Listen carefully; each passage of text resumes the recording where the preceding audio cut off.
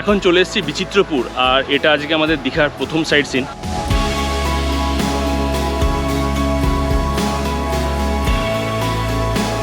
আধ ঘন্টা টাইমটা খুবই কম ঘুরে দেখবার জন্য।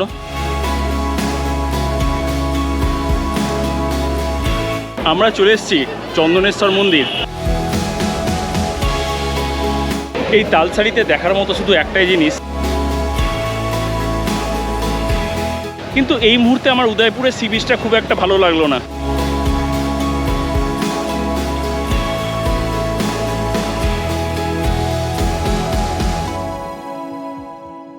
Good morning from Digha. আজকে 9ই সেপ্টেম্বর 2024 সোমবার, আর এখন সকাল 8টা 14। আজকে আমরা দীঘার সাইট সিন করবো। তার মধ্যে করব বিচিত্রপুর, উদয়পুর আর তালসারি। কালকে আমরা সাইট সিনে করেছি মোহনা আর শঙ্করপুর। তো আমরা কালকে যে অটোটা করে গিয়েছিলাম সাইট সিন করতে, সেই অটোটাকেই আজকে বলে দিয়েছি। এখন বাজছে 8টা 35, আর আমাদের অটো চলে এসছে। তো বেরোনোর সময় একটু ঝিরঝির করে বৃষ্টিও হচ্ছে।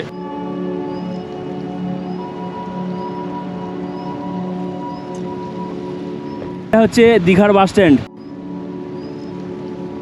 এইটা হচ্ছে বর্ডার, আর এখান থেকেই শুরু হয়ে গেল উড়িষ্যা। এখানে লেখাই আছে দীঘার বর্ডার। আমরা ঢুকে গেলাম উড়িষ্যায়। এখানে লেখা আছে বিচিত্রপুর নেচার ক্যাম্প।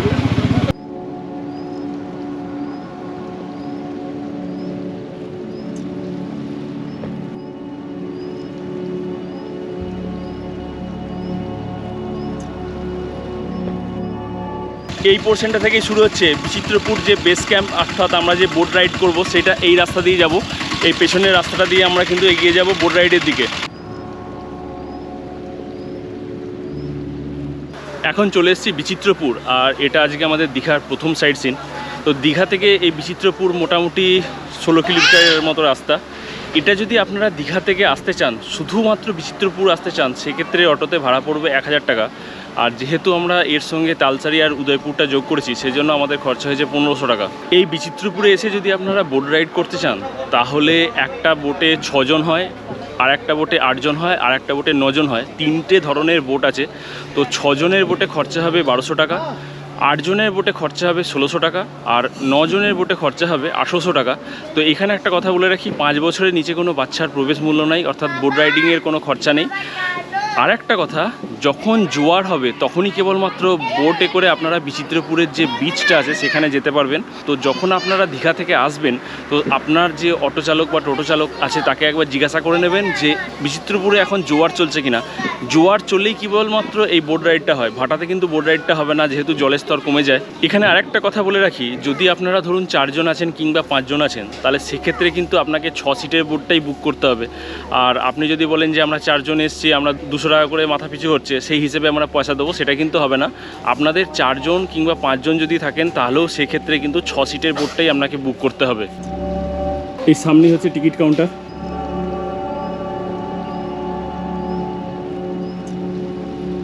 আমরা এই বিচিত্রপুরে এসেছি 8 জন আর 2 জন বাচ্চা, আর আমরা 8 জনের টিকিট কেটে নিয়েছি। সকালে যদি দীঘা থেকে ব্রেকফাস্ট না করে আসেন, তাহলে কিন্তু এখানে বিচিত্রপুরেও ব্রেকফাস্ট করবার জায়গা আছে। এখানে সকালে এসে আপনারা কিন্তু ব্রেকফাস্ট করে নিতে পারেন। সব জায়গাতেই সব মানুষ খারাপ হয় না। তো এখানে আমরা দীঘায় যে অটো ভাইয়ের সঙ্গে এসেছি, রাকেশ ভাই, এই রাকেশ ভাই কিন্তু খুব ভালো ছেলে। আর যদি আপনারা কখনো দীঘা আসেন, তো রাকেশ ভাইয়ের সঙ্গে আপনারা আসবেন। আমি রাকেশের নাম্বারটা আমার ডেসক্রিপশন বক্সে দিয়ে দেবো।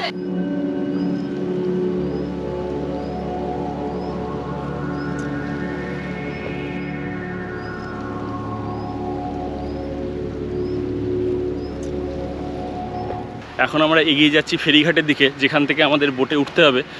আর যেখানে টিকিট কাউন্টার, সেখান থেকে এই ফেরিঘাটের দূরত্ব খুব জোর হলে 200 মিটার। যে রাস্তাটা দিয়ে হাঁটছি সেই রাস্তাটাও কিন্তু খুব ভালো, দুদিকে গাছ, পাশে এরকম খাড়ি আছে। এখানে কিন্তু জোয়ারের সময় জল উঠে যায়, আর আমাদের বোট ঘাটে এসে গেছে। আপনাদের ইউজ এন্ড থ্রো কি প্লাস্টিক আছে? না, এখানে কোনো প্লাস্টিক নেই আমাদের কাছে। জলের বোতল? না, জলের বোতল নেই। না, কুরকুরি প্যাকেট? না, মানে জাস্ট প্লাস্টিক জাতীয় কোনো দ্রব্য আছে কিনা, যেগুলো এখানে ফেলে এলে প্রকৃতির ভারসাম্য নষ্ট হবে, সেরকম জাতীয় কোনো প্রোডাক্ট নেই তো? ব্যাস, ঠিক আছে। Thank you. Okay, thank you.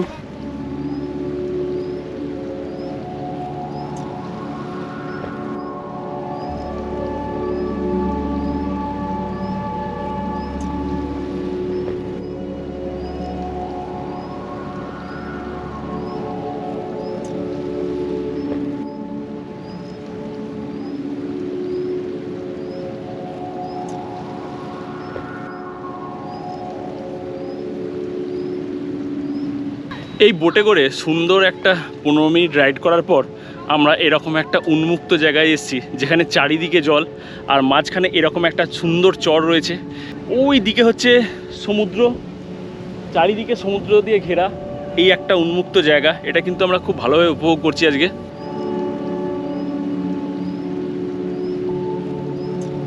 আমরা যখন বোট রাইড করে এই জায়গাটায় নামলাম, তখন আমাদের এখানে আধ ঘন্টা টাইম দিয়েছে ঘুরে দেখবার জন্য। এই জায়গাটা আধ ঘন্টা টাইমটা খুবই কম ঘুরে দেখবার জন্য। দ্বিতীয়ত হচ্ছে এখানে কিন্তু কোনো রকম লাইনের ব্যাপার নেই। আপনাদের আধ ঘন্টা ঘোরা হয়ে গেলে আমরা যেখানে বোটে নেমেছিলাম সেখানে আবার চলে যেতে হবে, আর সেখানে যে বোটটা আসবে সেই বোটেই আমরা উঠে যাবো। এরকম কোনো ব্যাপার নয় যে বোটে এসেছি সেই বোটেই আমাকে ফিরে যেতে হবে। তো এখানটা আধ ঘন্টা সত্যিই খুব কম। চারিদিকে সুন্দর পরিবেশ, এখানে গাছে ভর্তি, এদিকে সমুদ্র, এখানটা ফাঁকা একটা বালির চর, পাখি বসছে, একটা আলাদা ফিলিংস, সঙ্গে মেঘ।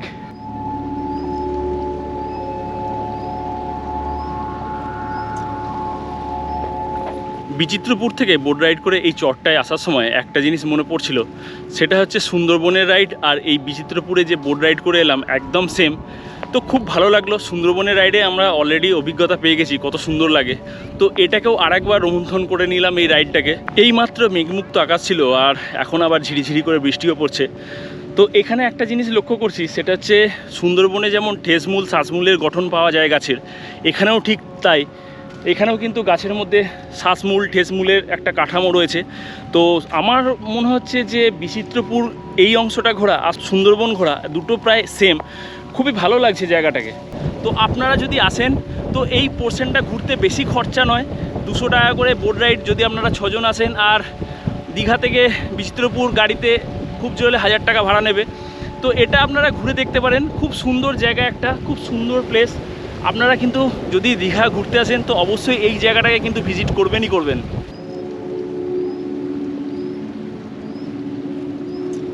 প্রকৃতির কোলে এরকম একটা সুন্দর জায়গা, আর এই সুন্দর জায়গাকে আমরা মানুষ হয়ে কিভাবে নষ্ট করছি দেখুন। এখানে প্লাস্টিক পড়ে রয়েছে, বোতল পড়ে রয়েছে, গ্লাস পড়ে রয়েছে, মানে এই জায়গাটাকে যে কিভাবে নষ্ট করা হচ্ছে তার নিদর্শন কিন্তু এটা।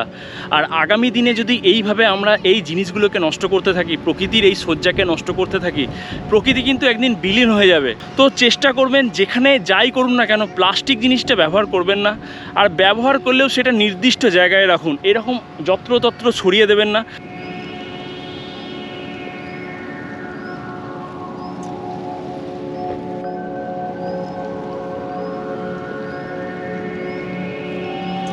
এখানে সকল বয়স নির্বিশেষে এরকম গাছে গাছে দোলনা করা রয়েছে। তো এখানে এসে আপনারা কিছুটা সময় কাটাতে পারবেন দোলনায়, খুব ভালো লাগবে ওয়েদারটা এখানকার।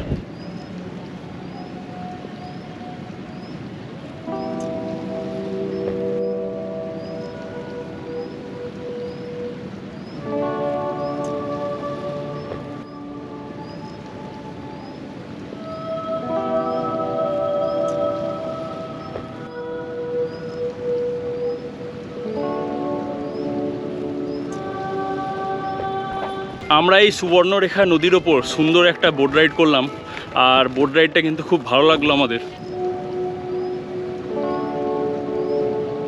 কুলপি কত করে গো? 20 টাকা 25 টাকা। 20 টাকা 25 টাকা। এটা কত টাকা? এটা কাজু হবে। এটা কাজু? হ্যাঁ, এটা 20 টাকা। কি খাচ্ছিস? কুলফি। কেমন খেতে? খুব সুন্দর। এই বিচিত্রপুরের ভৌগোলিক অবস্থান আমাদের যে উড়িষ্যা রাজ্যের বালেশ্বর জেলায়। আর এখানে একটা কথা বলে রাখি, যখন আপনারা বোট রাইড করতে আসবেন তখন মোটামুটি হাতে 2.5 থেকে 3 ঘন্টা সময় নিয়ে আসবেন। আর চেষ্টা করবেন যতটা সকাল সকাল এখানে আসা যায়। আপনারা যত পরে আসবেন তত আপনাদের লাইনটা পেতে দেরি হবে। তো চেষ্টা করবেন দীঘা থেকে সকাল সকাল চলে আসতে এই বোট রাইড করবার জন্য। যখন আমরা বোট রাইড করতে যাচ্ছিলাম তখন কিন্তু এই পোর্শনটা আপনাদের দেখিয়েছিলাম শুকনো ছিল, অর্থাৎ জল ছিল না। আর এখন জোয়ারের জলে এসে সম্পূর্ণ ভেসে গেছে এই জায়গাটা।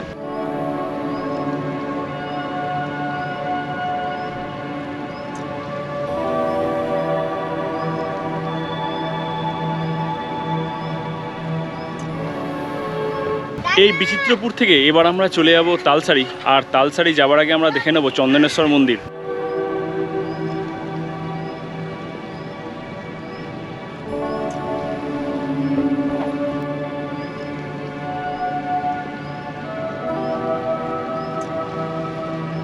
আমরা চলে এসেছি চন্দনেশ্বর মন্দির, আর এখানের প্রধান ঠাকুর বলতে শিব ঠাকুর। এখানে শিব ঠাকুরকে আরাধনা করা হয়।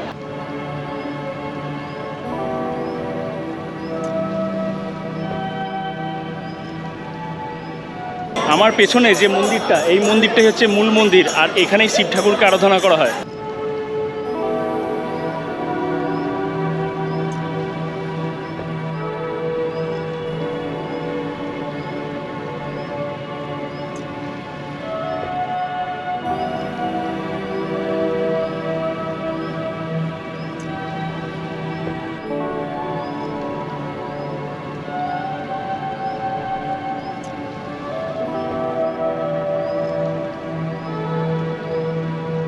আমরা চন্দনেশ্বর মন্দির দেখে চলে এসেছি তালসারিতে, আর চন্দনেশ্বর মন্দির থেকে তালসারির দূরত্ব খুব জোর হলে 3 কিলোমিটার।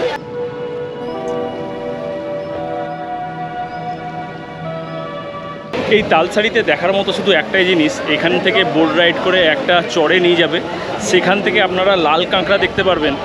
কিন্তু আজকে জোয়ার হয়ে গেছে, তো জোয়ারের জন্য চড়টাও প্রায় বুঝে গেছে, তো আমরা ঠিক করলাম আমরা আজকে যাব না। তো এখানে বোট রাইড করতে 100 টাকা করে জনপ্রতি খরচা।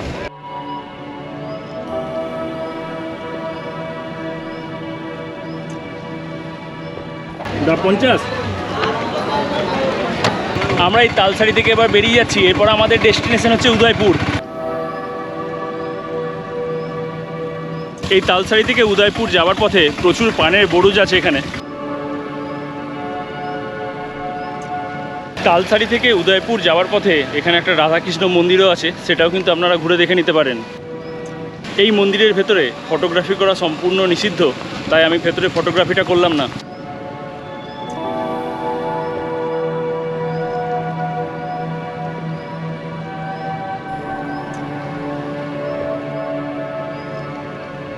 পশ্চিমবঙ্গ আর উড়িষ্যার যে সীমানা বা বর্ডার, সেটা হচ্ছে এই রাস্তাটা।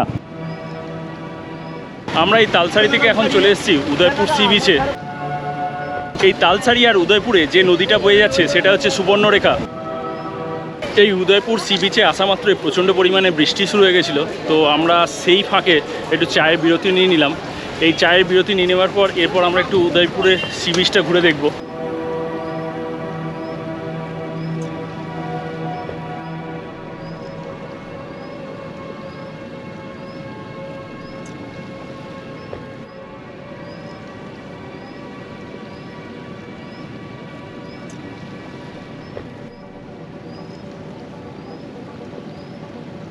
এই উদয়পুরের পরিস্থিতি, বর্তমান পরিস্থিতি এতটাই বাজে যে এটাকে আমি বিশ্লেষণ করলাম না, জাস্ট বাজে বলেই বক্তব্যটাকে রেখে দিলাম। এখানকার পরিস্থিতি কিন্তু খুব অস্বাস্থ্যকর। এখানে বর্তমান জীবনের যে উচ্ছৃঙ্খল জীবনযাত্রা, ছেলে মেয়েদের মধ্যে যে উচ্ছৃঙ্খল জীবনযাত্রা, সেটা কিন্তু এখান থেকে খুব ভালোভাবে উপলক্ষ্য। তো সেই জন্য আমার ভালো লাগেনি। আর এখানে আমি বলবো ফ্যামিলি নিয়ে না আসাই ভালো। খুবই বাজে জায়গা হয়ে গেছে। বাজে জায়গা কী কারণে সেটা আপনারা সবাই বুঝতেই পারছেন, আমি এটাকে প্রকাশ করলাম না কী কারণে, কিন্তু এখানটা আমার একদম ভালো লাগলো না। তো দীঘা আপনারা অবশ্যই আসুন, দীঘা, নিউ দীঘা আসুন, ওল্ড দীঘা আসুন। আমি আজকে গেছি বিচিত্রপুর, খুব ভালো জায়গা, ওটা ঘুরে দেখুন। তো দীঘা অবশ্যই আসবেন। দীঘা আমাদের বাঙালির মধ্যে যে দীঘা, পুরী, দার্জিলিং এই কথাটা আছে, অবশ্যই দীঘা ভালো জায়গা, আপনারা বারবার ঘুরতে আসুন দীঘা। কিন্তু এই মুহূর্তে আমার উদয়পুরের সি বিচটা খুব একটা ভালো লাগলো না।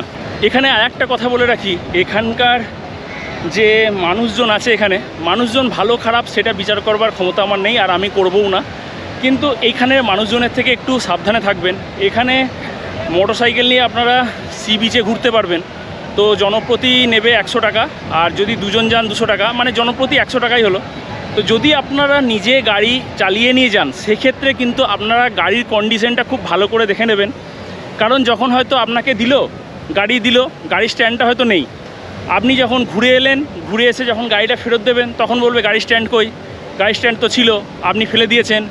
এই রকমভাবে আপনাকে একটা এক্সট্রা চার্জ করতে পারে।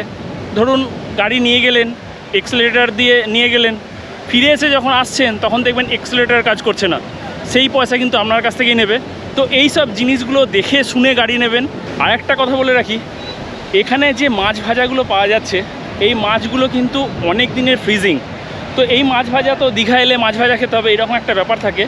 তো এই মাছ ভাজা খেয়ে কিন্তু অনেকের শরীর খারাপও হচ্ছে। তো এই ব্যাপারটাকে একটু দেখবেন। যদি আপনাদের খাবার ইচ্ছা থাকে, একান্তই খাবার ইচ্ছা থাকে, তো আপনারা সকালবেলা মোহনায় চলে যান। মোহনায় মোটামুটি টাটকা মাছই থাকে, সেখান থেকে কিনে নিয়ে এসে আপনারা হোটেলে রান্না করিয়ে নিন, সেখানে খেয়ে নিন। অনেকটাই আপনাদের খরচও কমবে, খাবারটাও হাইজেনিক হবে। তো এই জিনিসটাকে একটু মাথায় রাখবেন। এখানে মাছ ভাজা খেতে পারেন, কিন্তু সেটা আপনাদের ব্যাপার। কিন্তু আমি সাজেস্ট করবো এখানে না খাওয়াই ভালো, কারণ যেভাবে ফ্রিজিং আমি দেখতে পাচ্ছি, মোটামুটি একটা মাছ 7 থেকে 8 দিন 10 দিনও হয়ে আছে, এরকম কিছু মাছ দেখতে পাচ্ছি। তো এইগুলো না খাওয়াই ভালো, আপনার শরীরকে সুস্থ রাখার জন্য এগুলো না করাই ভালো। মোটামুটি দীঘার যে সাইট সিন, সেই সাইট সিন আমরা এই উদয়পুর থেকেই শেষ করব। এরপর আমরা হোটেলে ফিরে যাব আজকে, আর আজকেই আমরা বাড়ি ফিরে যাব বর্ধমান। তো আজকে মোটামুটি এখান থেকে রাত্রি 9:30টার সময় বাস ছাড়বে, আমরা বাসে করে আজকে আমরা বর্ধমান ফিরে যাব।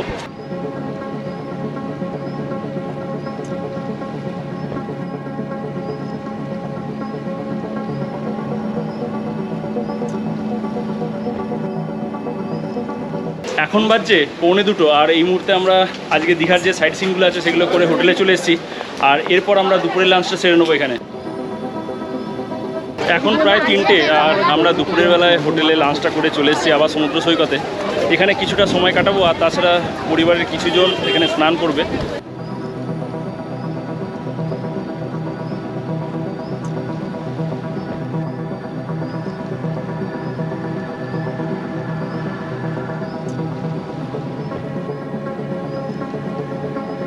বলছি স্নান হলো? কেমন হলো? হ্যাঁ, কতক্ষণ ধরে?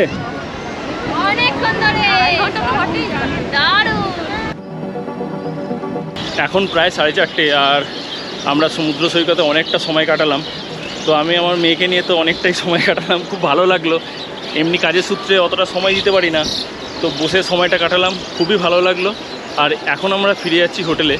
এরপর আমরা একবার যদি সময় পাই, সন্ধ্যাবেলার দিকটা যদি ভালো লাগে, তাহলে একবার ঢেউ সাগরটা দেখে আসবো।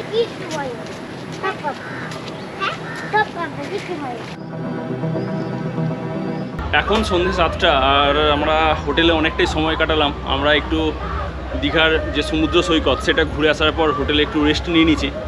হাতে আমাদের এখন একটু সময় আছে, তো আমরা একবার এখানে যে ঢেউ সাগর যে বিচটা আছে সেটা একবার দেখে নেব। আমরা এই মুহূর্তে চলে এসেছি ঢেউ সাগর সি বিচের যে এন্ট্রি গেট সেখানে। আর এখানে প্রবেশ করবার জন্য টিকিট মূল্য আছে। টিকিট মূল্য হচ্ছে জনপ্রতি 10 টাকা। 5 বছরের নিচে বাচ্চাদের কিন্তু কোনো রকম টিকিট মূল্য নেই।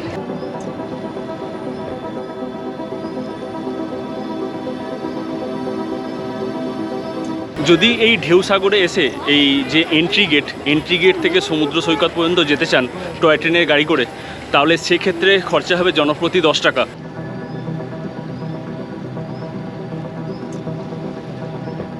এই রাত্রিবেলায় দীঘার সৌন্দর্য কিন্তু একটা আলাদা। আমরা কালকে যখন ওল্ড দীঘায় গেছিলাম তখনও একটা আলোকসজ্জার যে পরিস্থিতি সেটা দেখেছিলাম, আর আজকে ঢেউ সাগরে এসেছি সেখানেও কিন্তু এরকম একটা সুন্দর আলোকসজ্জা রয়েছে। তো এই আলোকসজ্জায় সাজিয়ে তুলেছে দীঘাকে, খুব সুন্দর লাগছে। এখানটাতে আপনারা বেশ ভালো সময় কাটাতে পারবেন, অনেকক্ষণ সময় কাটাতে পারবেন। তো এই যখন আসবেন তখন এই জায়গাগুলো কিন্তু একবার ঘুরে নেবেন। এই জায়গাগুলো কিন্তু নতুন হয়েছে, বছর 2-1-এর মধ্যেই হয়েছে, তো খুব ভালো জায়গা। এটাকেও আপনারা ঘুরে দেখে নিতে পারেন। আপনারা সন্ধ্যেবেলায় ঢেউ সাগরে যখন ঘুরতে আসবেন, একটা রকেট ইজেক্টর আছে, এটারও কিন্তু এক্সপিরিয়েন্স আপনারা করতে পারবেন। আর এইটা খরচা হবে জনপ্রতি 50 টাকা। এখানে সন্ধ্যেবেলায় একটা বোট রাইডিংয়েরও ব্যবস্থা আছে, তো এই বোট রাইডিংয়েও খরচা হবে কিন্তু জনপ্রতি 50 টাকা।